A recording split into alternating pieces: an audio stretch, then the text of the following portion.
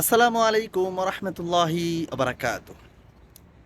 মানবতার ফেরিওয়ালা মিল্টন সমাদ্দার নিয়ে আজকের কিছু কথা। কয়েকদিন যাবৎ ওনার ভিডিও, ওনার সমস্ত ইন্টারভিউ, তারপরে ওনার যত সব আছে সব কিছু বিশ্লেষণ করে যা দেখতেছি, তো মোটামুটি ডাল মে কুছ কালা হ্যাঁ। আজকে কিছুক্ষণ আগে একটা নিউজে আসছে যে ওনার বিলাসবহল গাড়ি।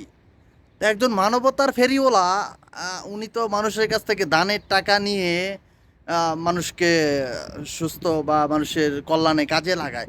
ওনার এত বড় গাড়ি থাকার তো এটা আসলে একটু কেমন কেমন লাগে। তো যাই হোক, এটা সুষ্ঠু একটা তদন্ত হোক, তদন্তর পরে হয়তো আমরা জানতে পারবো যে আসলে মূল কারণটা কি। তো একটা জিনিস কি জানেন, আমি মনে করি আমার মতে, আমার মতামতে, যে আমরা যারাই এইসব মানবতা বলতে গেলে যে এইসব এই যে দেখা যাচ্ছে আবেগের ঠেলায় মানুষকে টাকা দিতে যাই, তখন মানুষ আমাদের আবেগ নিয়ে খেলা করে, আমাদের আবেগ নিয়ে তারা খেলা করে। তো আমরা ইচ্ছা করলে কিন্তু আমরা প্রত্যেকটা মানুষের কিন্তু একটা সমাজ আছে, একটা গ্রাম আছে।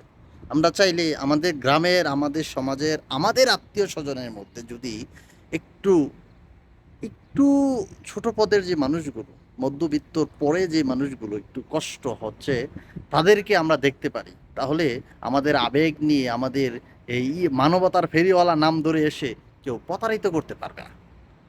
আমি মনে করি আর কি, আমার মতামতে। তো এটা সুষ্ঠু তদন্তের দাবি জানাচ্ছি।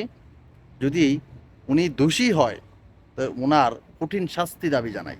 আর যদি উনি নির্দোষ হয়, তাহলে যারা এই বিষয়ে এত কিছু করছে তাদের শাস্তি দাবি করি।